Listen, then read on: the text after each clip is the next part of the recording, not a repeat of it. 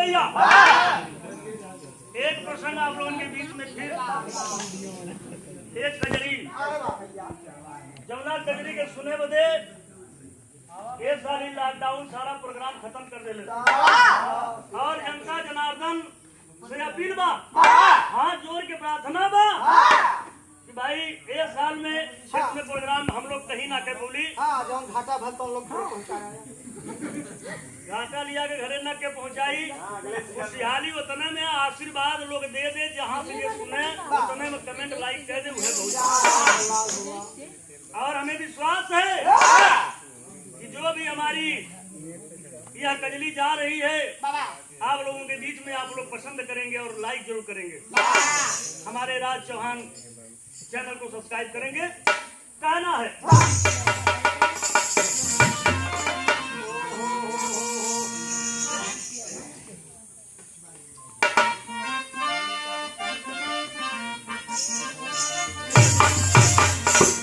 एक गाना महाभारत से और गाना उस समय का है जब एक समय दुर्योधन यानी पतालपुरी में यही से दुर्योधन पतालपुरी में जा रहा है और जाने से पहले गया तो बाद में लेकिन उससे पहले का दस्तान है एक कजली कहानी उस समय की है। कौने समय के बाद मास्टर एक बार दुर्योधन दुशासन दोनों भाई मिलकर के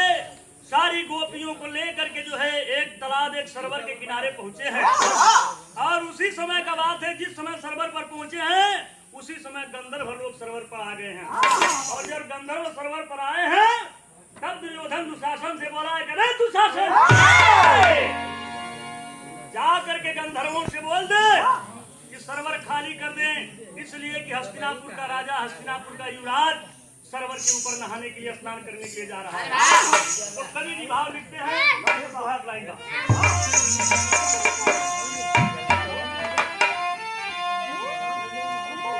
अरे सुनी कुरीपति की बात दुशासनी जा मना करते उसी बात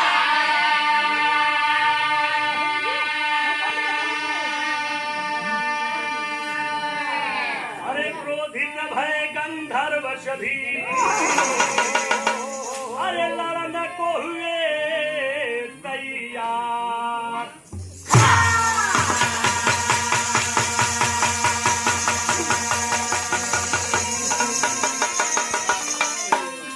ए भैया दुशासन गया है सरोवर के ऊपर यानी तालाब के ऊपर पहुंचा है और जितने गंधर्व लोग आए थे तालाब के ऊपर डेरा डाले थे सारे गंधर्वों से जाकर के दुशासन बोला कि अरे गंधर्व ये सरोवर खाली कर दो इसलिए कि हस्तिनापुर के नरेश आ रहे हैं स्नान करने के लिए। वही टाइम गंधर्व लोग मनले ना दुशासन से कहेंगे तेरी दुशासन का ऐसी बगैर लड़ाई लड़े हम लोग यहाँ से जाने वाले तो कवि ने के भाव लिखा है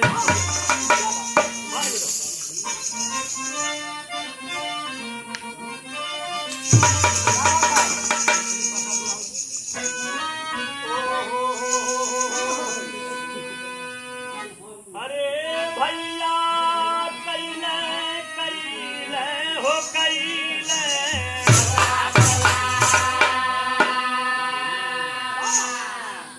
अरे तो कैले अरे कठिन युद्ध गांधारी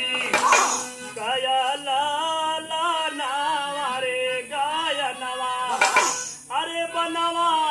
हनी हनी मारना कैले कठिन युद्ध गंधारी कै लड़नवा जवनवा बनवा हनी हनी मारे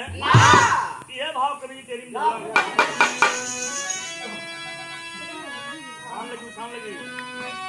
अरे तो कैले अरे हे कैले अरे कठिन युद्ध गंधारी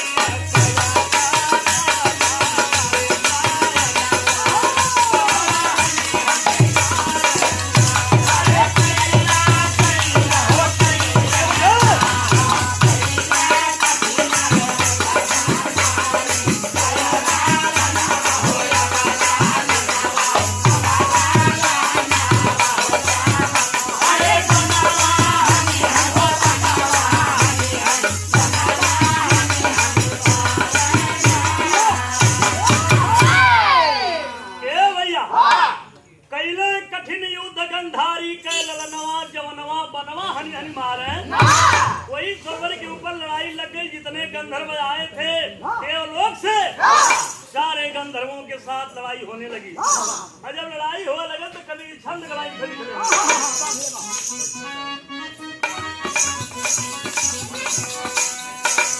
कहना हो कि खुद जाय दुशासन कहने लगा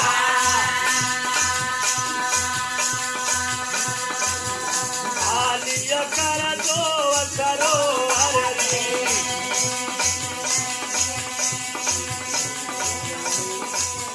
गंधर्व सुने चित्ररथ बसिया क्रोधित हो कहने लगे दिखरे और मन तूने किया है मेरा लड़ाई किए मैं न हुई जाऊंगी चारों ओर से घेर लगे मारने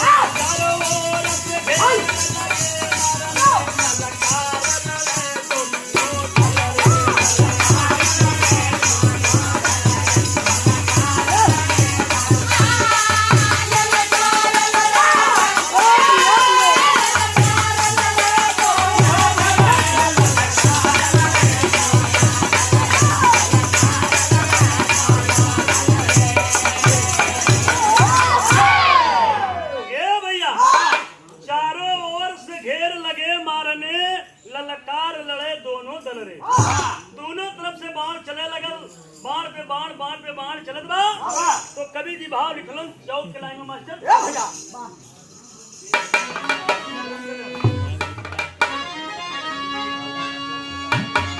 छिड़ी गए कठिन लड़ाई रण में छिड़ी गए कठिन लड़ाई रण में अरे छूटे बाण छना छना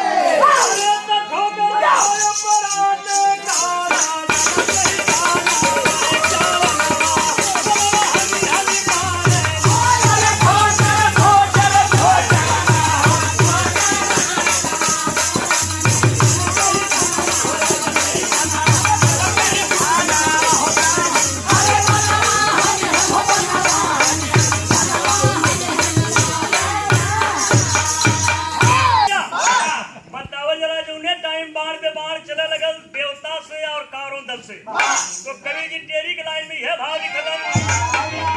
कहे ठोकर ठोकर ठोकर अरे तो ठोकर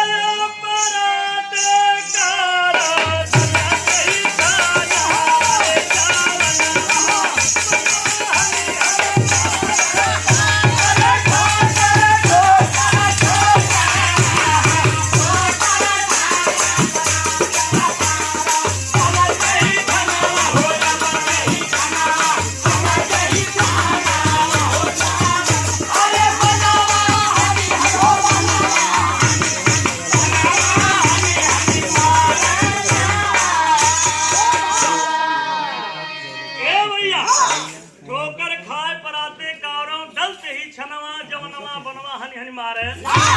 बतावे जला कारों सेना भागे लगल इधर को तितर बितर होवे लगल। और जब तितर बितर होवे लगल तो दुशासन डर के मारे खुदे भाग गल।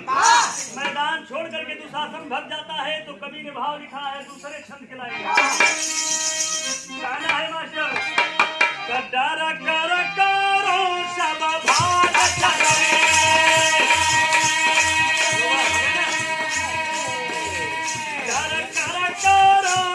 भाग चले दुर्योधन पकड़ गया घरी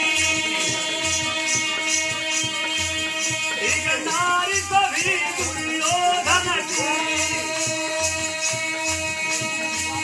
बांधी के गंधर्व चले जवारी सहमास दुशासन भाग चला धर्मराज विधायक है गवरी ए भैया जौने टाइम दुशासन मैदान छोड़ के भागल वो टाइम धर्मराज के पैर पर जाके गिरल बा दुशासन कॉलेज करे भैया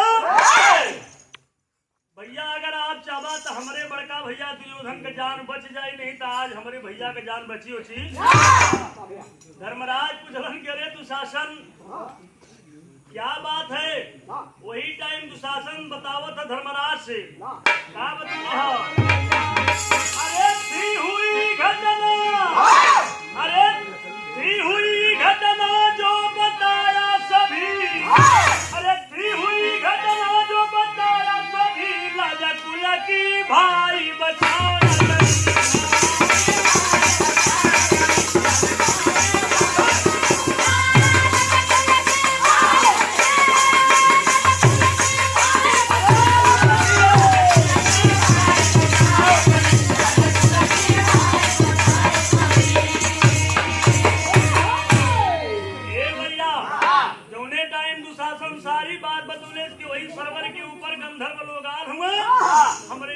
सेना के मार के तितर बितर के धले हुआ और हम अपन जान बचा के भाग लीला बड़का भैया दुर्योधन के लेके गईला और उतने ना जितनी हस्तिनापुर का नारी यानी गोपियां जितनी भी गल डाली सरवर पे सबके लेके गईला धर्मराज करना कि कवन आल हुआ रे कि कवन अंधर्व गंधर्व आ गई सरवा जन दुशासन के लेके दुर्योधन के लेके सबके जाते हुआ वही टाइम धर्मराज एक बात कहलन की दुखड़ा धर्मराज सुन भाई अरे दुखड़ा धर्मराज सुन भाई अरे धनाय अर्जुन से कहाया बोलाई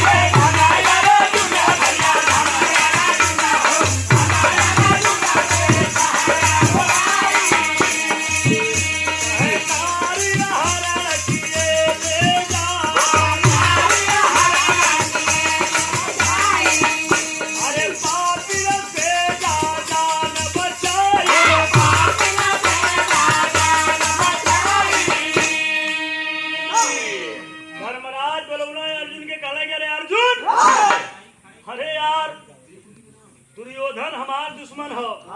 दुर्योधन तोहार दुश्मन हो लेकिन अगर ये कहा कि सरकार आए के अगर एकर फायदा उठावे तो ये बात बर्दाश्त भाई भाई का झगड़ा आ तो हम भाई भाई निपट देवली लेकिन सरकार ने खुदाई के अर्जुन कारण की भैया आदेश करा का करे के हो अरे कहा यार दुर्योधन के पकड़ के गंधर्व सब ले गिना ले जाके मार नहीं है जब मार नहीं है तो लड़ाई कैसे लड़बा दुश्मन रही तब न लड़ाई के मजा आई अर्जुन कालन तो ज्यादा बहकावा जी जल्दी बतावा करी का तबले भीम गदा लेके कहा ई तो बकवास करत हुआ जल्दी ना बतावत हो नहीं तो ले दौड़ के भैया तबले जो ना धर्मराज कहना गुस्सा से काम ना करे शांति से काम कराओ लेके गल हुआ कुल कहाँ जी है देवलोक में अच्छा वो तने ना हस्तिनापुर के जितनी गोपियां जितनी नारियां रही सारी नारियों को लेकर गए हैं और मान सम्मान की बात है अर्जुन कालन भैया तब का करी कहे जा जल्दी छुड़ाए के लेके अर्जुन धनुष बाण उठौले तो भीम कहना हम चली अर्जुन कहला तू जिन जा अरे तू जीवा मार के कोने के मुआ दे फिर कलन के लगी लड़ाई प्रेम से लड़ जाला जैसे नियम कानून होला होत करे अर्जुन चल हुआ टेढ़ी के भाव में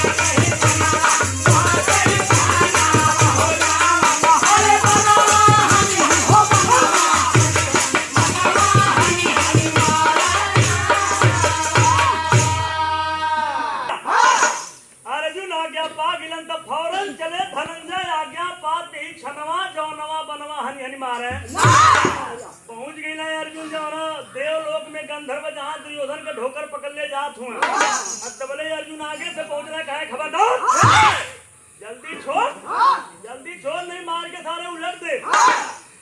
गंधर्व सब अर्जुन के देखना थर कांपे लगला कहना रे बाप अब भलाई नहीं बा। यानी जितनी मेहरारू लारिन हस्तिनापुर के दौड़ के अर्जुन के पैर में गिर गिली कहनी जल्दी जनवा बचावा। और दुर्योधन खड़ा होके ताकतवर टुकुर की आज एक दुश्मन मेरा दुश्मन पांचों भाई मेरा दुश्मन है लेकिन उन पांचों में से एक आया है मुझे बचाने के लिए। बार दुर्योधन के मन में देखे बाबूजी एक बात खटके लगल। वहां से अर्जुन दुर्योधन का प्राण बचा करके लेकर के हस्तिनापुरी में आए हैं। और जब हस्तिनापुरी में ऐलान एक रात की बात दुर्योधन बगैर बताए राज दरबार में किसी को नहीं बताया बाबूजी। दुर्योधन अपना राज सिंहासन छोड़ करके रात की बेला में घर से निकल गया। निकल करके बियावान जंगल में जाता है।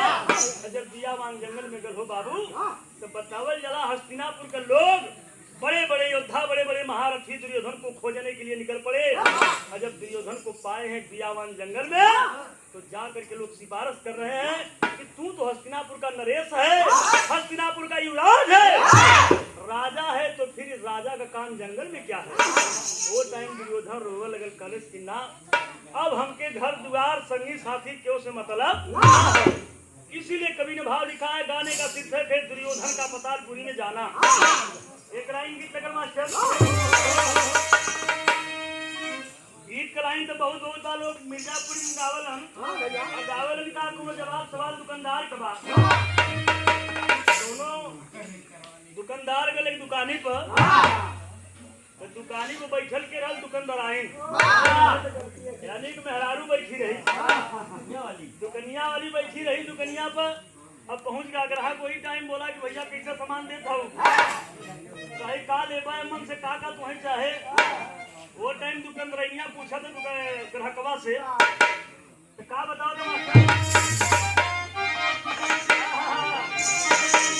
ग्राहक बोला लड़की बोला कवनी कवनी अरे बोला कवन कवन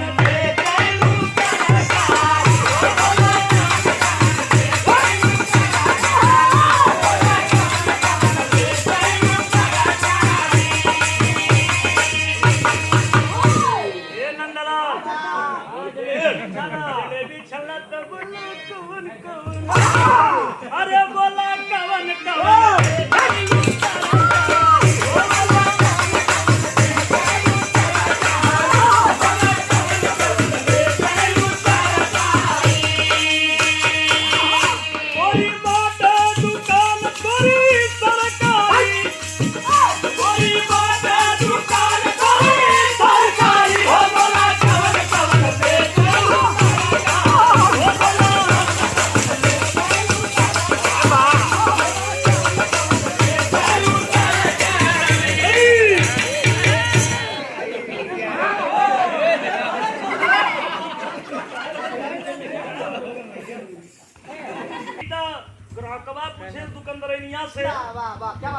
बोला कवन कवन बेचे सरकारी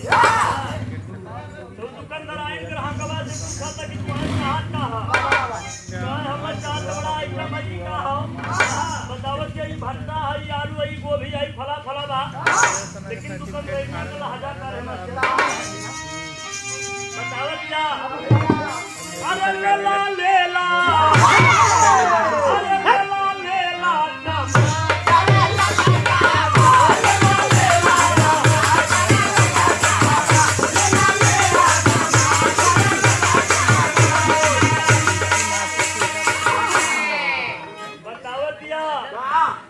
आलू गोल गोल ए नंदला अरे आलू गोल गोल अरे भंटाई लमका बहो लेला लेला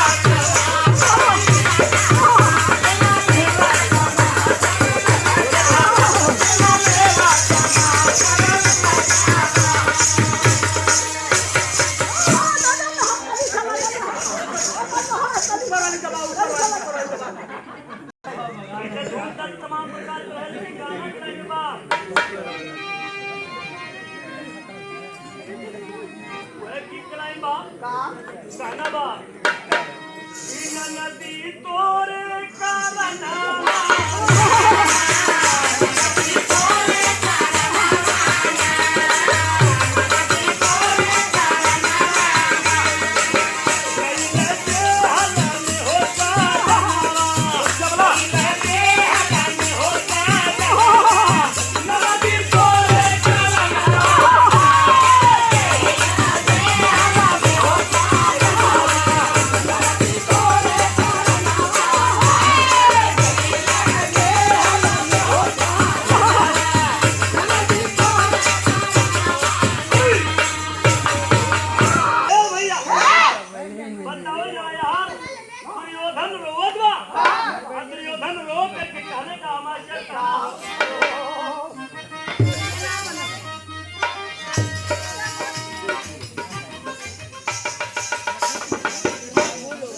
घरे लेकिन दुर्योधन रोवा सकले कि हम घरे जाबो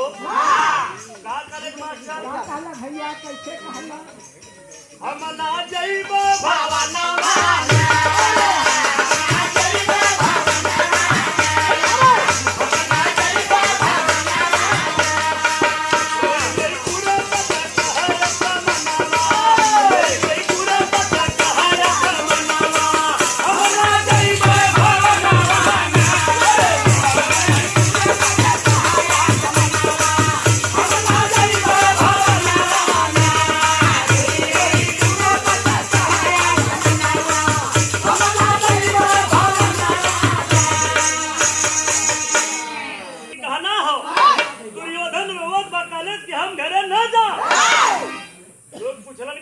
दुर्योधन बतौले कि न हम घर चाहिए न दुआर न राज न पाठ न खेती न बाड़ी कुछ न चाहिए ये बदे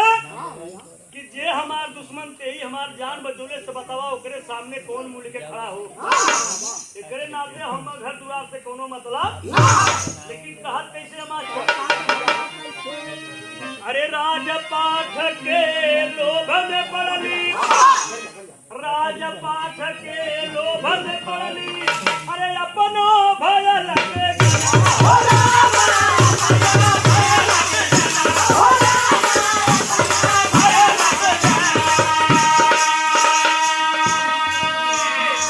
बतावत कि राज पाठ के लोभ में पड़ली अपनो भयल पैसा लेला भैया पैसा लेला वकील साहब की बहुत आशीर्वाद था माता रानी सुखी रखा लेकिन कहना हो अरे राज पाठ के लोभ में पड़ली अरे अपनो भयल बेगनवा कि अपन जोरण छोड़ पड़ैले अरे कामे आयल दुश्मनवा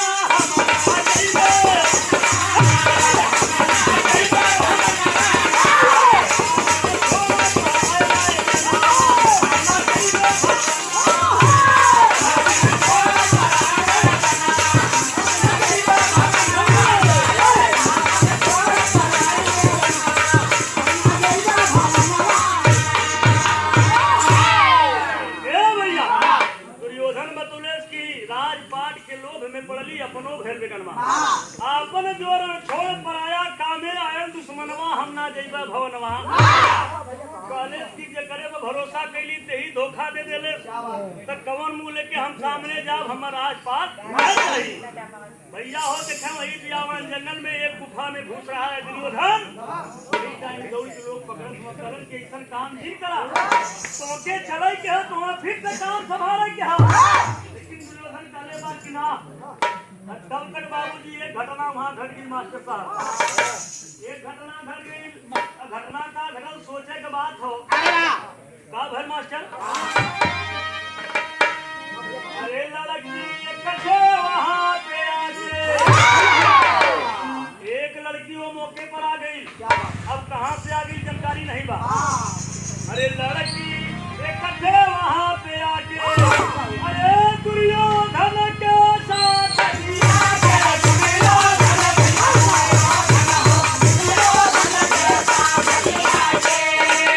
अरे चली गए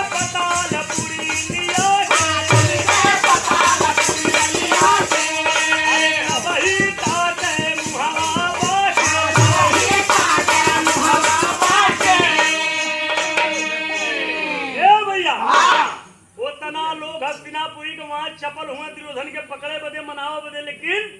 दुर्योधन कॉलेज के हम हस्तिनापुर न जा। और तब तक एक लड़की आई, कहां से आई? यह सोचने की बात है, वो लड़की थी कौन? लड़की कोई दूसरी तीसरी नहीं थी, बल्कि वो लड़की उसी दुर्योधन की मौसी थी। वही दुर्योधन का मौसी रहा, जेकर नाम कमला बतावल गया। वही कमला नाम की वो लड़की आती है और दुर्योधन को पकड़ी है, पकड़ करके लेकर पतालपुरी चली गई। और सब मुंह बाके ताके लगल तो दुर्योधन पतालपुरी से बाहर निकलल कि वैसा हो। ये जानकारी आगे वाले गाना में मिली। गाना का समाप्ति में